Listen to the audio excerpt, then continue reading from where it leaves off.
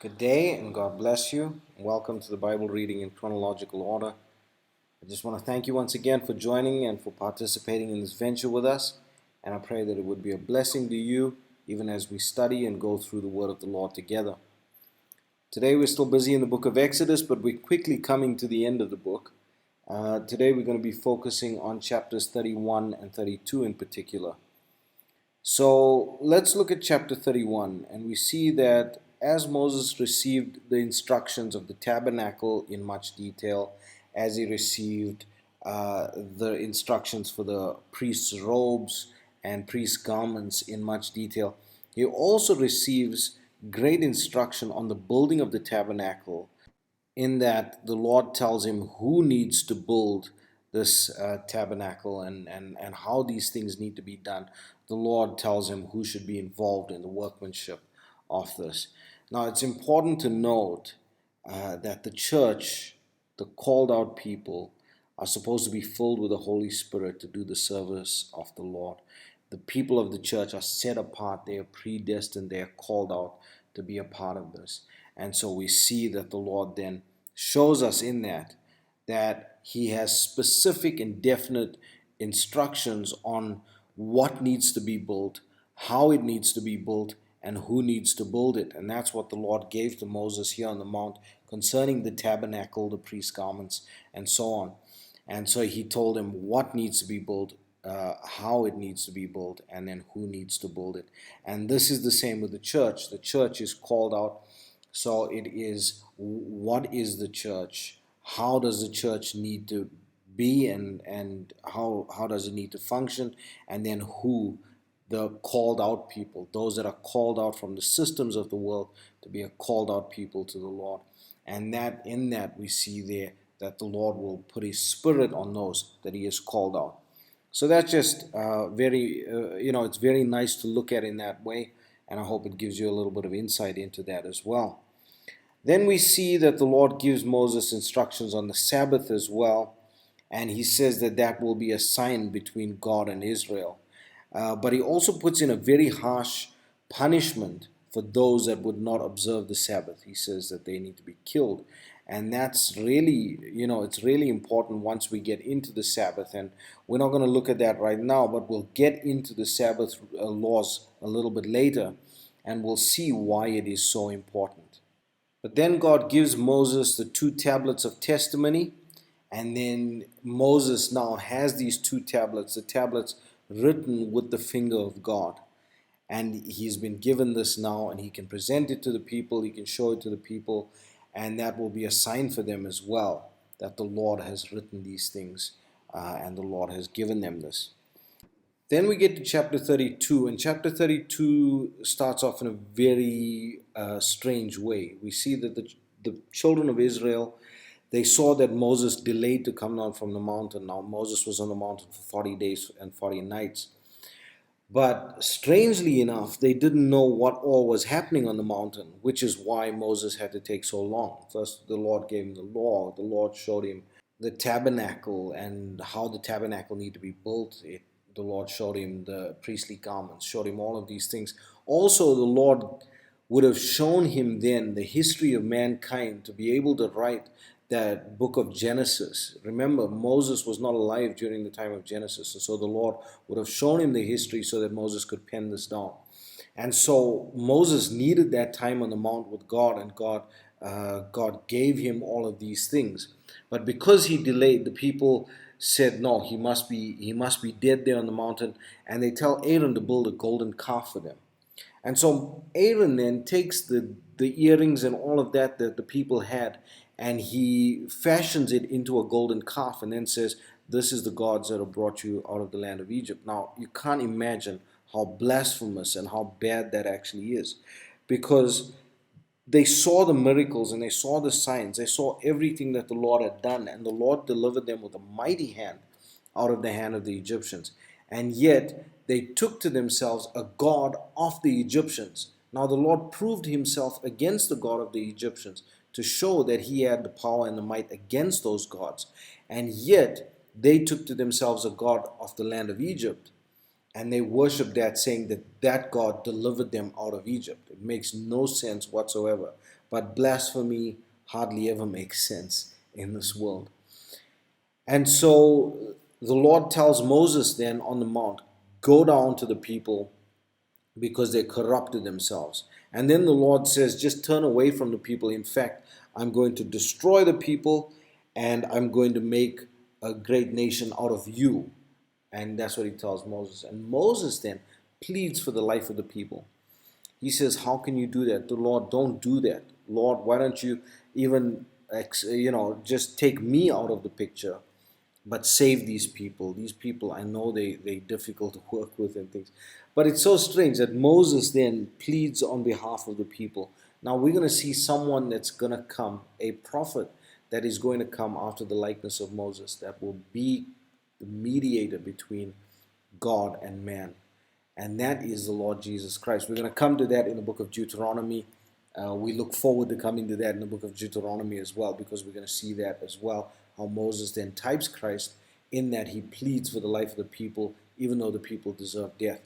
I'm not going to get into it too much now, but this is what happens. And then Moses comes down from the mount, and we see that he's so angry with the people when he sees what mischief they're getting up to, that he throws down these stones and he breaks it there under the mount. And then he takes his golden calf and he melts it, and he throws it into the water, and he makes the children of Israel drink this water. And we see that it's just so crazy what happens here. It's just so unbelievable that the children of Israel can be so misguided and so misled in this situation that they could do this. And Moses asked Aaron, how did you do this? Why did you bring this evil upon the people? And Aaron shares with Moses how he felt with the people and stuff like that, and how they threatened him. It didn't seem like he was too threatened when they asked him. He seemed pretty happy to do it when the people asked him to do this. But we don't know what it was, and maybe he was threatened, maybe he was intimidated in that way, but we don't know. But there is a core theme within this chapter, and it is really to know that we cannot do without a Redeemer to pay for our sins. We need a mediator between God and man because of our sinful nature. Now Moses pleaded for the people in this instance, but Moses, with all of the great things that the Lord had blessed him with, he was still a sinful man. And we know that that mediator between God and man will come and appease the wrath of God. It says here in this chapter, and I want you to take very special note, it says that the Lord repented of the evil that he thought against the people. Now, this is not something that the Lord is learning. No. The reason it is put in this way is because the Lord will, through Jesus Christ, see the blood of Jesus Christ that is a payment for sin, and it won't be that he will repent and say, oh, okay, now he's not learning. God knows everything, but his wrath would be appeased by the innocent blood of the Lord that would pay for the sins of all mankind. And so that's important. So the theme of this chapter, when you're reading through it, is that man needs a redeemer to pay for the sins and to stand between us and God in judgment. So I pray that this reading today would be a blessing to you. May the Lord bless you and keep you. May his face shine upon you. May he give you peace. God bless. Chapter 31. And the Lord spake unto Moses, saying, See, I have called by name Bezaleel the son of Uri, the son of Hur, of the tribe of Judah. And I have filled him with the Spirit of God, in wisdom and in understanding, and in knowledge, and in all manner of workmanship, to devise cunning works, to work in gold, and in silver, and in brass, and in cutting of stones, to set them, and in carving of timber, to work in all manner of workmanship. And I, behold, I have given with him Aholiab the son of Ahisamach, of the tribe of Dan. And in the hearts of all that are wise-hearted I have put wisdom, that they may make all that I have commanded thee.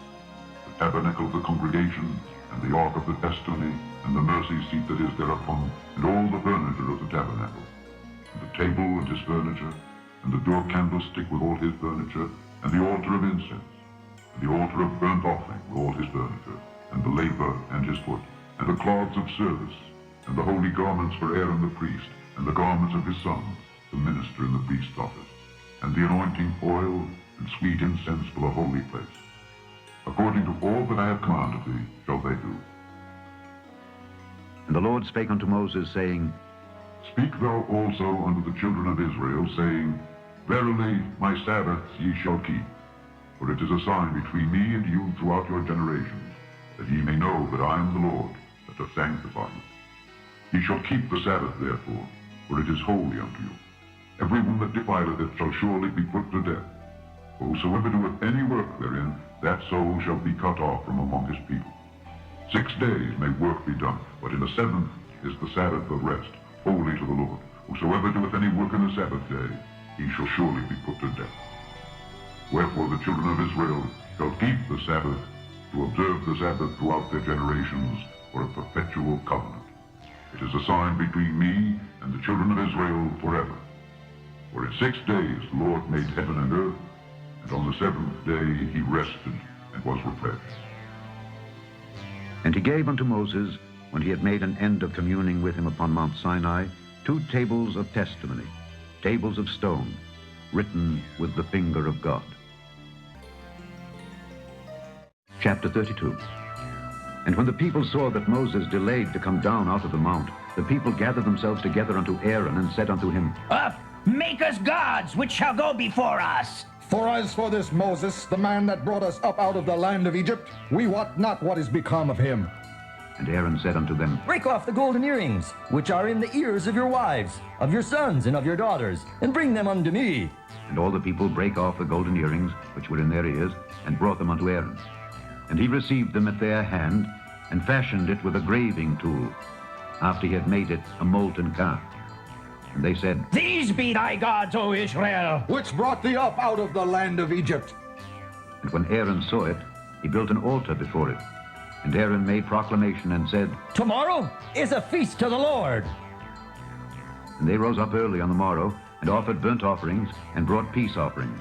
And the people sat down to eat and to drink, and rose up to play. And the Lord said unto Moses, Go, get thee down, for thy people which thou broughtest out of the land of Egypt have corrupted themselves. They have turned aside quickly out of the way which I commanded them. They have made them a molten calf, and have worshipped it, and have sacrificed thereunto, and said, These be thy gods, O Israel, which have brought thee up out of the land of Egypt. And the Lord said unto Moses, I have seen this people, and behold, it is a stiff-necked people. Now therefore, let me alone, that my wrath may wax hot against them, and that I may consume them. And I will make of thee a great nation.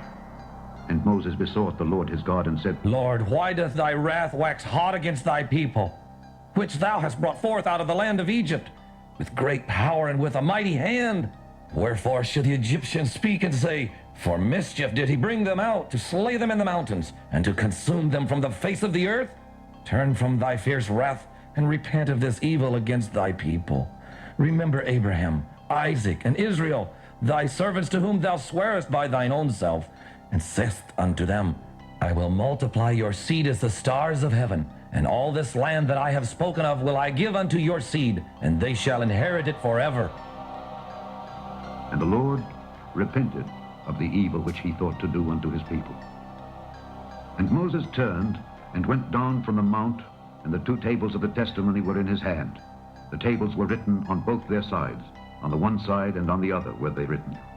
And the tables were the work of God, and the writing was the writing of God, graven upon the tables. And when Joshua heard the noise of the people as they shouted, he said unto Moses, There is a noise of war in the camp. And he said, It is not the voice of them that shout for mastery, neither is it the voice of them that cry for being overcome, but the noise of them that sing do I hear. And it came to pass, as soon as he came nigh unto the camp, that he saw the calf and the dancing. And Moses' anger waxed hot, and he cast the tables out of his hands, and brake them beneath the mount. And he took the calf which they had made, and burnt it in the fire, and ground it to powder, and strawed it upon the water, and made the children of Israel drink of it. And Moses said unto Aaron, What did this people unto thee, that thou hast brought so great a sin upon them?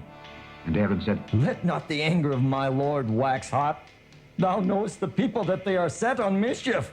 For they said unto me, Make us gods, which shall go before us. For as for this Moses, the man that brought us up out of the land of Egypt, we wot not what is become of him. And I said unto them, Whosoever hath any gold, let them break it off. So they gave it me. Then I cast it into the fire, and there came out this calf. And when Moses saw that the people were naked, for Aaron had made them naked unto their shame among their enemies, then Moses stood in the gate of the camp and said, Who is on the Lord's side? Let him come unto me.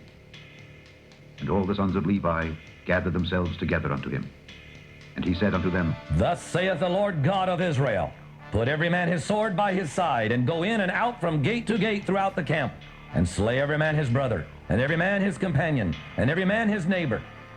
And the children of Levi did according to the word of Moses. And there fell of the people that day about 3,000 men. For Moses had said, Consecrate yourselves today to the Lord, even every man upon his son, and upon his brother, that he may bestow upon you a blessing this day. And it came to pass on the morrow that Moses said unto the people, Ye have sinned a great sin, and now I will go up unto the Lord.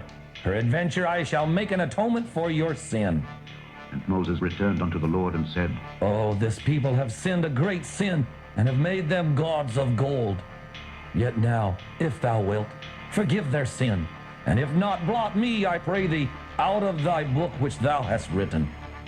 And the Lord said unto Moses, Whosoever hath sinned against me, him will I blot out of my book. Therefore now go, lead the people unto the place of which I have spoken unto thee. Behold, mine angel shall go before thee. Nevertheless, in the day when I visit, I will visit their sin upon them. And the Lord plagued the people because they made the calf which Aaron made.